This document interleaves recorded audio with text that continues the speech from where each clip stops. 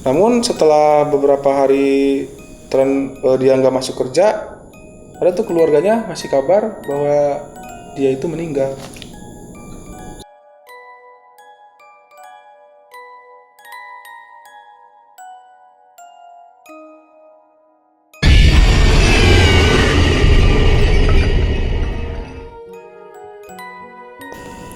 Assalamualaikum warahmatullahi wabarakatuh. Kembali lagi bersama kami di Kismis, Kisah Misteri, channel yang menceritakan kisah-kisah misteri dan horor berdasarkan kisah nyata para narasumbernya. Dan terima kasih buat teman-teman Kismis yang udah like, komen, subscribe, serta nyalakan lonceng notifikasinya. Dan kali ini kita jauh-jauh ke Pangandaran. Bagi yang belum tahu, Pangandaran itu adalah sebuah kabupaten baru di Jawa Barat. Dan saat ini kita sedang bersama narasumber. Apa kabar? Alhamdulillah, baik. Oke. Jadi cerita kali ini tuh mau ceritain tentang apa nih? Ya mungkin saya perkenalkan dulu ya. Nama saya Bara Wiguna. Oke. Dan kali ini saya akan menceritakan salah satu kejadian mistis di tempat saya bekerja di salah satu kota kecil masih daerah Jawa Barat. Oke. Dari pertama masuk di perusahaan tersebut pun kebetulan kan dikasih mes. Nah, mesnya itu adalah sebuah bangunan tua yang meskipun saya tidak tinggal di kota tersebut, saya sudah mendengar cerita-cerita mistis di bangunan itu ya. Ya. Dan pada saat saya pertama datang ke mes tersebut, kebetulan itu sekitar jam 9 malam. Begitu saya datang, di sana sudah ada beberapa rekan kerja juga dan saya dikasih salah satu kamar di belakang ya, pokoknya kamarnya paling ujung. Dan di situ pun saya sudah merasakan aura-aura negatif ya. Oke. Saya langsung beristirahat masuk ke kamar. Di situ saya sudah mendengar suara-suara mistis. Oke.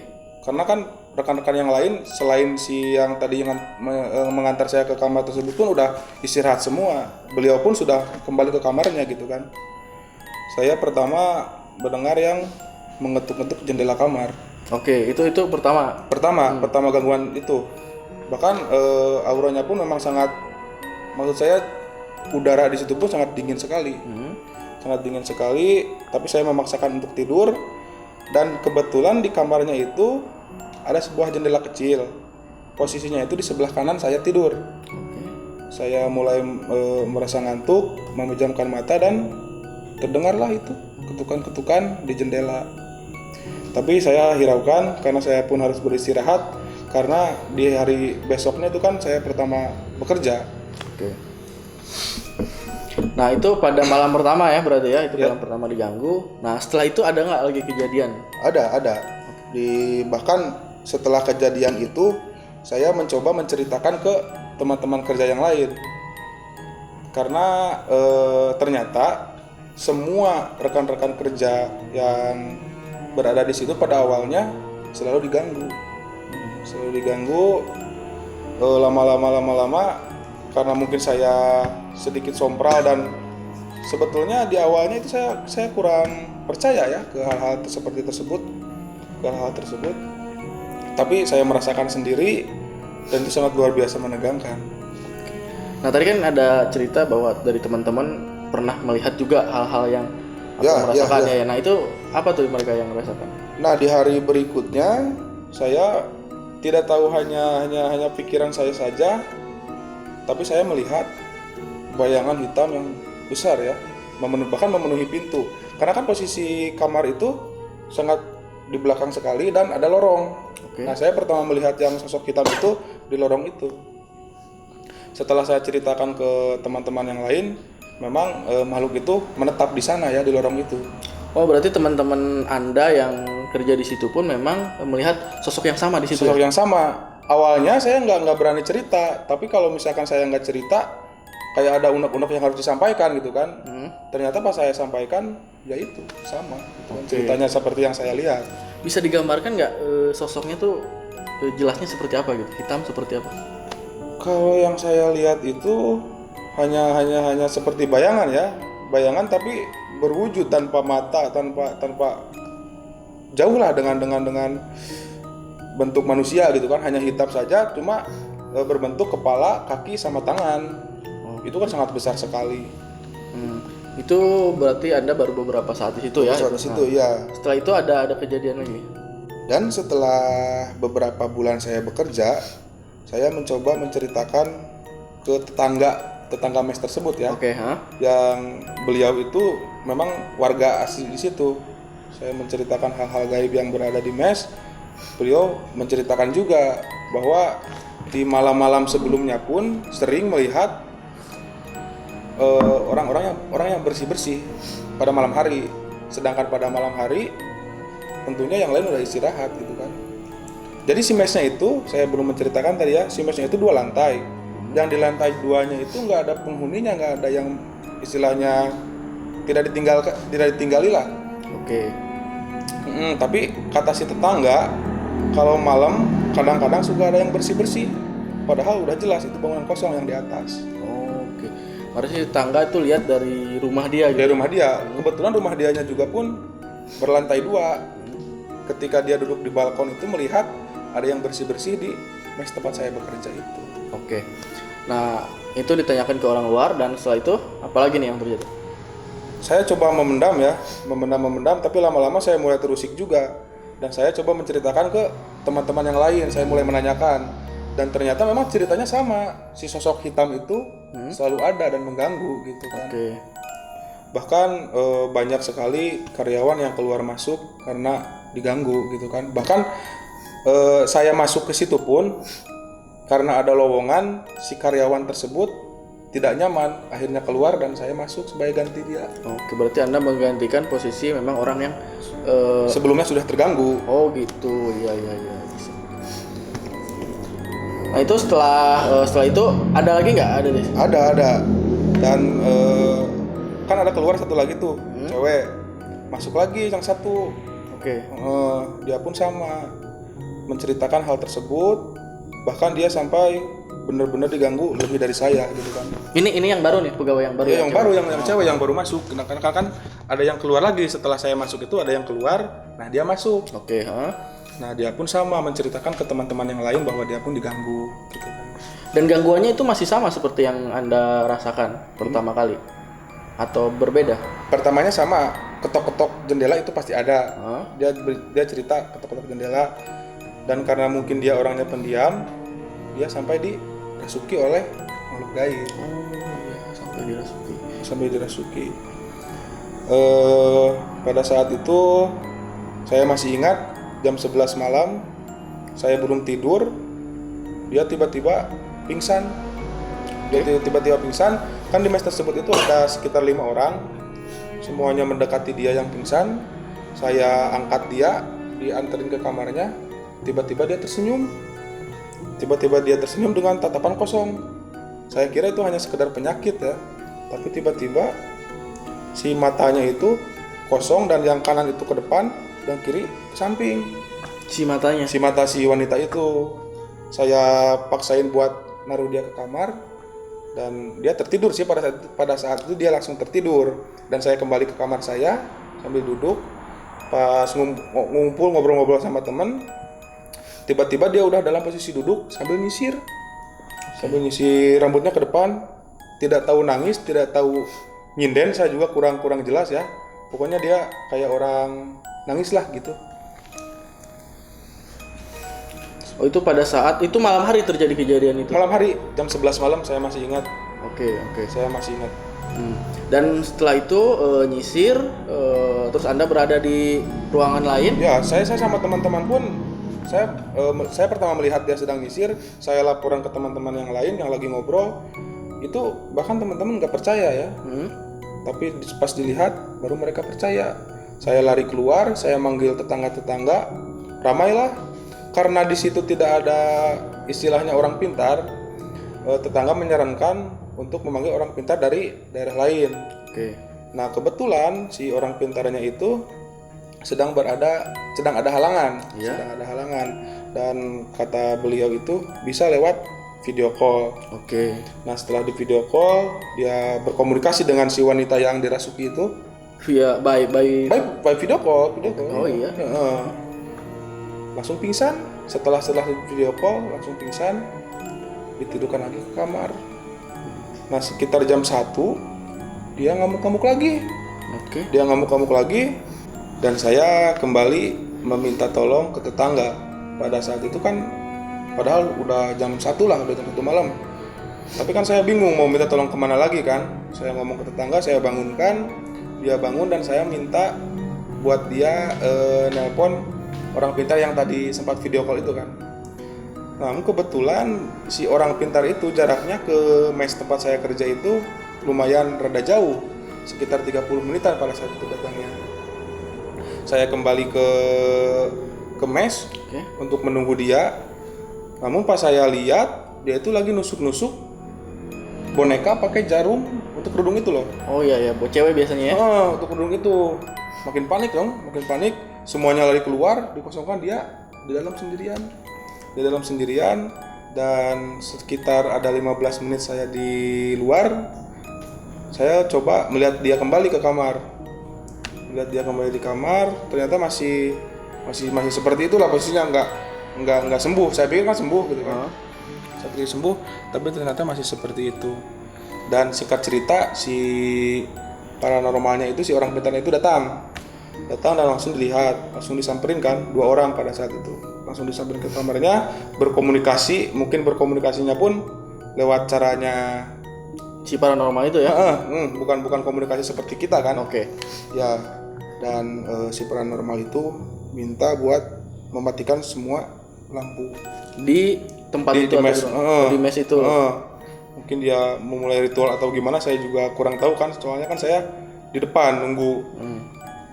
Pada saat itu setelah dimatikan, selang ada 10 menit mungkin ya, minta dinyalakan kembali lampunya. Dan si paranormal tadi menuntun si teman saya yang kerasukan itu maunya itu kayak gimana, kayaknya kayak gitu kan. Berjalanlah mereka berdua jalan ke lantai 2. Oh, lantai 2 yang tadi orang lihat ada yang memang itu nggak ada penghuninya kan. Oh gitu. Dengan alasan mau dianterin supaya dia bisa tinggal lagi di atas si makhluk halusnya itu.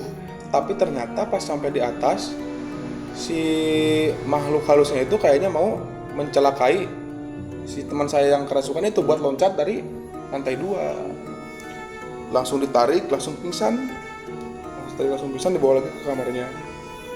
Nah, pada saat udah dibawa ke kamarnya, saya dan teman-teman memutuskan untuk menelpon keluarga dari teman saya yang kerasukan itu.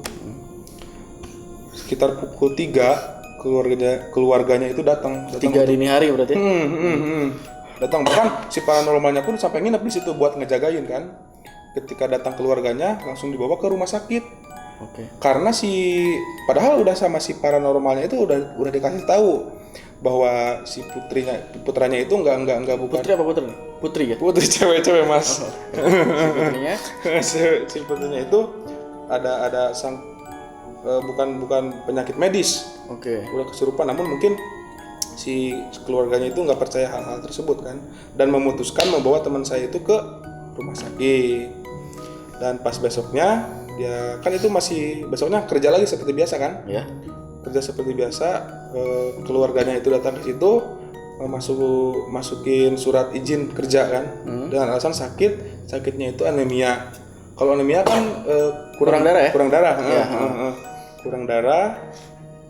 Pas sorenya itu saya lihat ke rumah sakit menengok ya, teman-teman ngejenguk dia.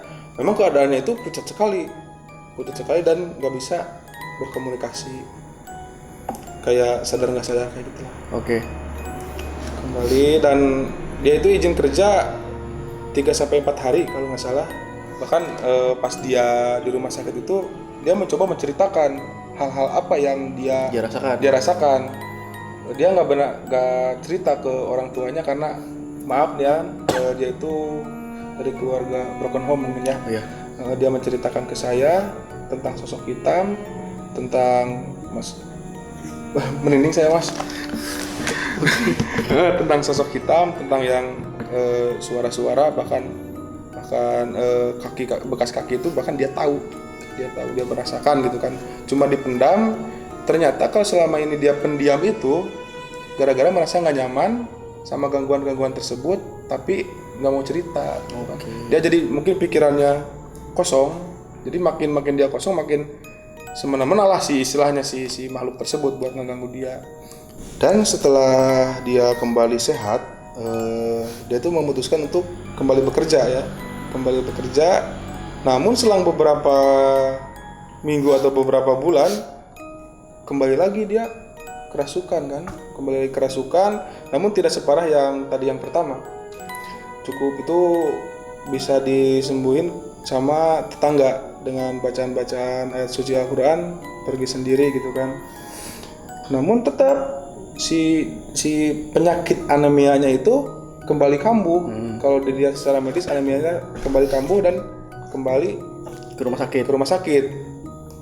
Kembali ke rumah sakit, kembali transfusi darah. Namun setelah beberapa hari dia nggak masuk kerja, ada tuh keluarganya ngasih kabar bahwa dia itu meninggal. Sampai meninggal.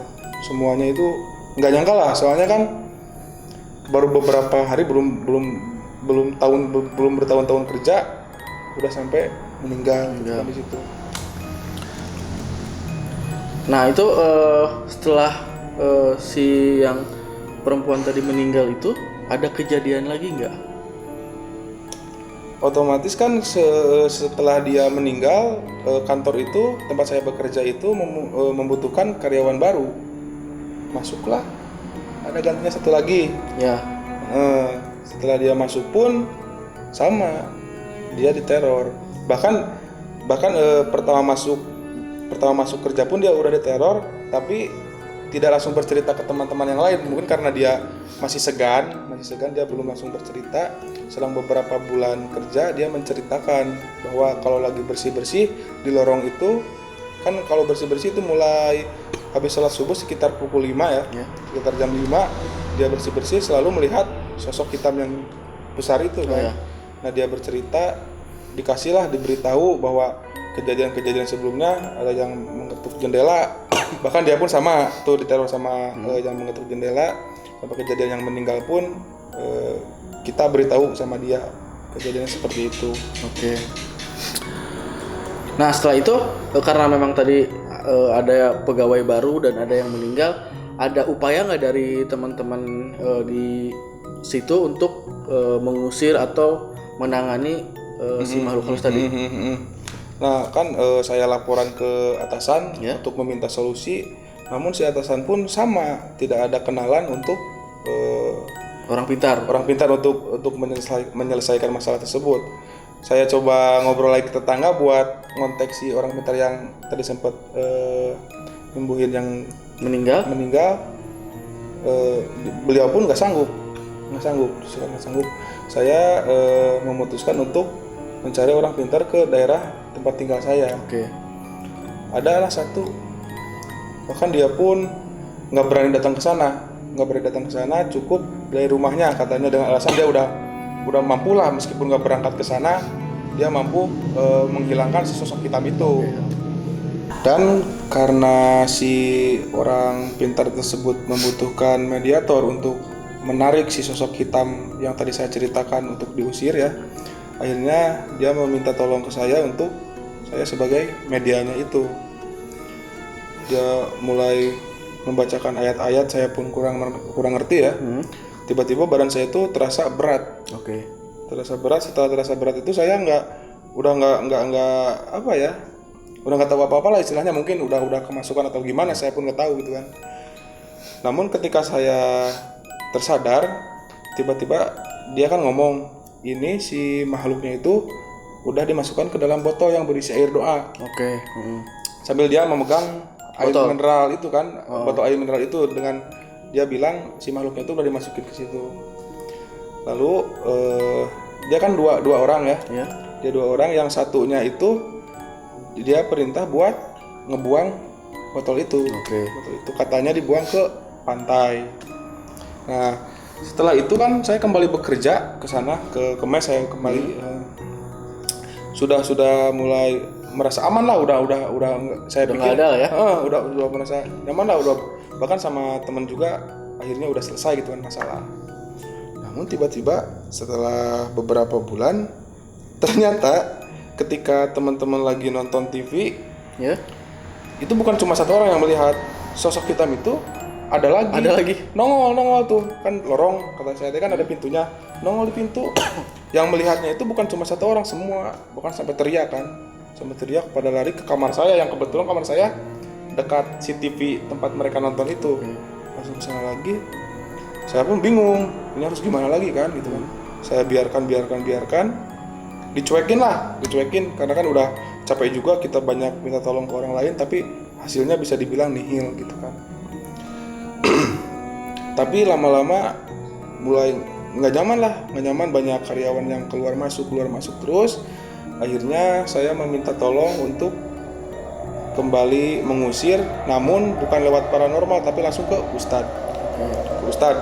Karena kan saya pikir mungkin harus lewat yang lebih religius lah istilahnya gitu kan. Saya minta tolong ke Ustadz, namun pendapat si Ustadz tersebut berbeda dengan paranormal sebelumnya. Kalau paranormal yang pertama tadi itu kan beranggapan bahwa si makhluk halus tersebut berasal dari lantai 2. Oh, di atas ya. Namun setelah saya berkonsultasi dengan si Ustadz itu, ternyata setelah diterawang mungkin nggak tahu gimana, di depan TV itu tadinya itu bekas sumur. Dan setelah saya ingat-ingat lagi, pas pertama saya datang dan cerita ke tetangga, ternyata memang bangunan tersebut itu tadinya ada sumur umum, dan bangunan itu pun sempat terbengkalai gitu kan, nggak dipakai, sempat kosong lah. Sempat kosong. Nah setelah saya cerita ke si Ustadz, saya bahkan pada saat kemarin pas kejadian kesurupan itu, tiba-tiba si rekan-rekan itu menjadi mendadak religius lah, sering mengaji seperti itu karena efek takut juga kayaknya kan. Namun ternyata yang dibacakan surat Yasin ya. Setelah saya berkonsultasi dengan si Ustadz, ternyata memang surat Yasin tidak cocok untuk mengusir makhluk tersebut. Ya dikasih solusi lah untuk membaca, setelah membaca surat Yasin, membaca surat Al-Baqarah. Jadi kalau menurut si Ustadz itu, kita itu memberi efek si makhluk tersebut supaya tidak nyaman berada di situ. Dengan membaca surat Al-Baqarah setiap malam itu kan, sepanjang beberapa bulan kita rutin setelah salat maghrib membaca surat Al-Baqarah, itu pun tidak langsung hilang, selalu ada gangguan setiap malamnya gitu kan. Tapi mungkin lama-lama dia juga mulai, mungkin ya namanya makhluk itu kan, misalkan kita juga kalau terus-terusan diusik, kita juga merasa nggak nyaman kan. Mungkin dia juga udah merasa nggak nyaman, sampai akhirnya udah nggak ada kejadian-kejadian tersebut gitu kan, kejadian-kejadian horor. Namun saya pun tetaplah merasa ada kekhawatiran dan memutuskan untuk keluar dari perusahaan tersebut. Sungguh-sungguh menarik cerita dari teman kita, dan mudah-mudahan dapat menghibur bagi teman-teman kisah misteri. Dan tetap pantengin channel kita, subscribe, like, serta nyalakan lonceng notifikasinya. Dan terima kasih. Assalamualaikum warahmatullahi wabarakatuh. Dan jangan lupa, agar kami semangat, like, komen, dan juga subscribe serta nyalakan lonceng notifikasinya.